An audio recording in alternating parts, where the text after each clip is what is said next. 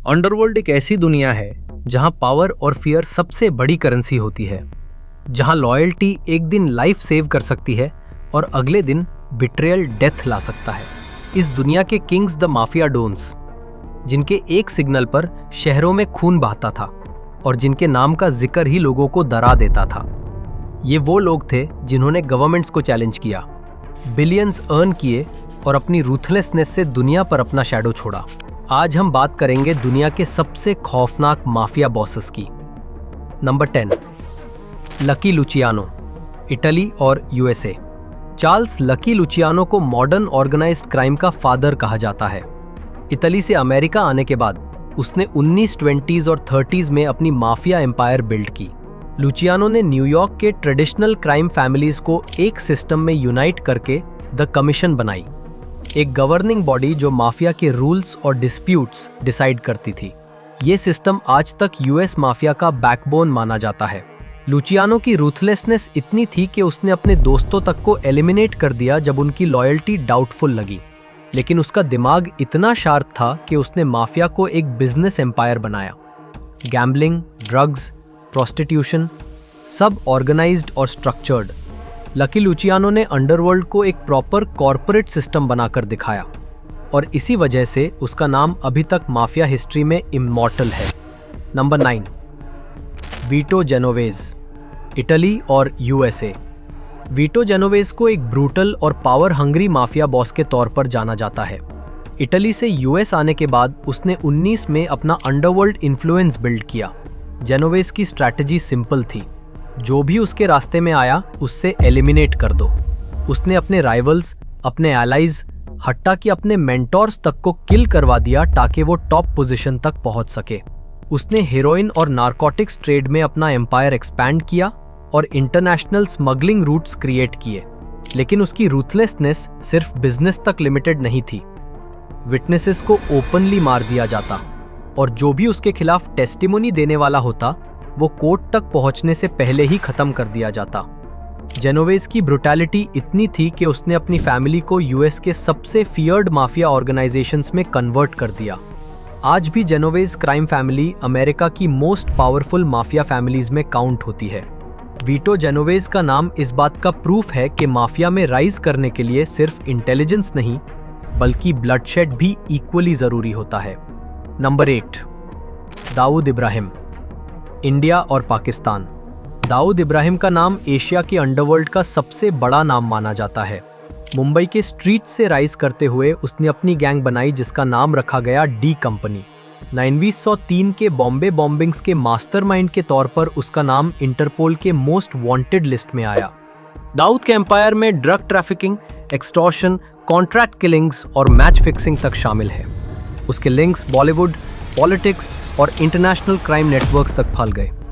Interpole ने उस पर रेड नोटिस इशू किया, लेकिन डेकेड्स के बाद भी दाऊद अभी तक पकड़ा नहीं गया। रिपोर्ट्स के मुताबिक वो पाकिस्तान में हाइड करता है, लेकिन ऑफिशियली कभी कंफर्म नहीं हुआ। उसका नाम अभी भी दुनिया के मोस्ट रुथलेस माफिया डॉन्स में शामिल है, एक ऐसा डॉन जिसे पकड़ना अभी तक इम्पॉसिबल साबित हुआ है। नंबर 7, मायर लैंस्की, यूएसए। मायर लैंस्की को लोग कहते थे द मॉब्स अकाउंटेंट। उसने शायद अपने हाथ से ज्यादा खून नहीं बहाया, लेकिन उसने माफिया को इतना फाइनेंशियली पावरफुल बनाया जितना पहले कभी नहीं था। लैंस्की ने गैम्बलिंग और मनी लॉन्ड्रिंग का ग्लोबल एम्पायर क्रिएट किया। हवाना, लास वेगस और यूरोप तक उसके कसिनोज और फाइनेंशियल ऑपरेशंस स्प्रेड हुए। उसने $billion रैकेट्स ऑर्गेनाइज किए और माफिया के लिए एक शैडो बैंक सिस्टम बनाया। सबसे डेंजरस बात यह थी कि लैंस्की ने गवर्नमेंट्स के अंदर तक इन्फ्लुएंस बिल्ड किया। पॉलिटिशियंस, पुलिस और बिजनेसमैन उसके पेरोल पर थे। उसकी इंटेलिजेंस और रूथलेसनेस इतनी थी कि एफबीआई कहते थे अगर लैंस्की ने अपनी जीनियस लीगल वर्ल्ड में उसे की होती तो वो वॉल स्ट्रीट का किंग होता, लेकिन उसने अपनी टैलेंट माफिया के लिए डेडिकेट की। मायर लैंस्की ने अंडरवर्ल्ड को एक मल्टीनेशनल कॉरपोरेशन बना दिया और उसका नाम हमेशा के लिए माफिया फाइनेंस के साथ जुड़ा रहा। Number 6, Frank Costello, USA. Frank Costello को prime minister of the underworld कहा जाता था, क्योंकि उसका एम्पायर सिर्फ स्ट्रीट्स तक लिमिटेड नहीं था बल्कि पॉलिटिक्स तक पहुंच गया था। कॉस्टेलो एक इटालियन अमेरिकन माफिया बॉस था जिसके कॉन्टैक्ट्स यूएस सेनेटर्स, जजेस और मेयर्स तक थे। उसने अपने पावर के साथ माफिया को पॉलिटिक्स के अंदर घुसा दिया और लॉज को मैनिपुलेट करना शुरू कर दिया। वो अपने दुश्मनों के लिए रूथलेस था। अगर किसी ने उसके बिजनेस को चैलेंज किया तो या तो वो ब्राइब्ड होता या फिर डिसअपीयर। एक असैसिनेशन अटेम्प्ट में उसके हेड पर फायर किया गया, लेकिन वो बचा गया। इसके बाद उसने ओपन माफिया मीटिंग्स और अंडरवर्ल्ड डील्स और भी अग्रेसिव कर दी। फ्रैंक कॉस्टेलो की रूथलेसनेस का सबसे बड़ा प्रूफ ये था कि उसने माफिया को एक शैडो गवर्नमेंट बनाकर दिखाया और इसी वजह से उससे अंडरवर्ल्ड का प्राइम मिनिस्टर कहा गया। Number 5, Carlos Lehder, Colombia. Colombian drug trade का नाम आते ही पाब्लो एस्कोबार याद आता है, लेकिन उस एम्पायर का एक और रूथलेस आर्किटेक्ट था Carlos Lehder. Lehder Medellin cartel का को-फाउंडर था। उसने कोकेन ट्रैफिकिंग के लिए एक कंप्लीट एयर रूट सिस्टम बनाया। बहामास के नॉर्मन्स के आइलैंड को उसने अपना प्राइवेट बेस बना लिया। लेडर की रूथलेसनेस का लेवल इतना था कि जो भी उसके रास्ते में आता उससे खत्म कर देता। लोकल्स को आइलैंड से फोर्सिबली निकाल दिया गया और उस जगह को एक कोकेन फोर्ट्रेस में कन्वर्ट कर दिया। उसने कोलंबियन पॉलिटिक्स में भी इंटरफेरेंस करना शुरू किया, पॉलिटिशियंस को फंड किया और उनके ओपोनेंट्स को एलिमिनेट करवाया। कार्लोस लेदर ने मेडेलिन कार्टेल को एक ग्लोबल पावर हाउस बनाने में क्रूशियल रोल प्ले किया और उसका नाम हमेशा कोकेन एम्पायर के सबसे डेंजरस डॉन्स में आता है। Number 4, Sammy Gravano, USA. Sammy the Bull Gravano एक अंडरबॉस था गैम्बिनो क्राइम फैमिली का, जिसका बॉस था जॉन गॉटी। ग्रवानो की रेप्यूटेशन थी एक रूथलेस किलर की। उसने खुद कन्फेस किया कि उसने 19 मर्डर्स डायरेक्टली किए। माफिया में उसका राइज फास्ट था क्योंकि वो एक परफेक्ट एनफोर्सर था। जिसने भी लॉयल्टी तोड़ी, ग्रवानो ने पर्सनली इंश्योर किया कि वो एलिमिनेट हो। लेकिन सबसे शॉकिंग मोमेंट तब आया जब ग्रवानो ने अपने बॉस जॉन गॉटी के खिलाफ टर्न कर दिया। उसने एफबीआई के साथ कोऑपरेट करके गॉटी को कन्विक्ट करवाया। अपने रूथलेस करियर के बावजूद ग्रवानो ने प्रूव किया कि माफिया में कोई परमानेंट लॉयल्टी नहीं होती, सिर्फ सर्वाइवल होता है। उसकी कहानी दिखाती है कि एक रूथलेस किलर भी अपने इंटरेस्ट के लिए पूरा सिस्टम तोड़ सकता है। Number 3, Matteo Messina Denaro, Italy.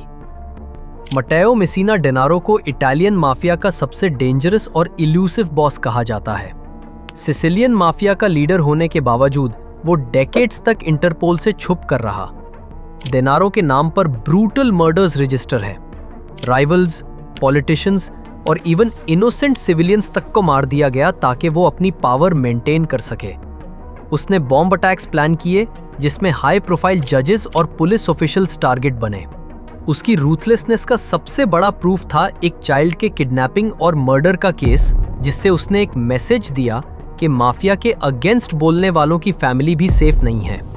Interpole और इटालियन पुलिस ने उससे पकड़ने के लिए ईयर्स तक चेज किया, लेकिन वो हमेशा एक कदम आगे रहा। इस वजह से उससे डायबॉलिक का निकनेम मिला। मटेओ मेसिना डेनारो एक एग्जाम्पल है कि कैसे एक माफिया बॉस डेकेड्स तक पूरा कंट्री चैलेंज करता रहा और अब तक एक लेजेंड बन गया। Number 2, Joaquin El Chapo Guzman, Mexico. Joaquin Guzman, जिसे दुनिया एल चापो के नाम से जानती है, मेक्सिको के सिनालोआ कार्टेल का किंग था। उसका एम्पायर दुनिया का सबसे बड़ा ड्रग ट्रैफिकिंग नेटवर्क बन गया, जो बिलियंस ऑफ डॉलर्स जनरेट करता था। एल चापो की रूथलेसनेस का लेवल अनमैच था। जो लोग उसके अगेंस्ट गए उन्हें ब्रूटली एलिमिनेट कर दिया गया।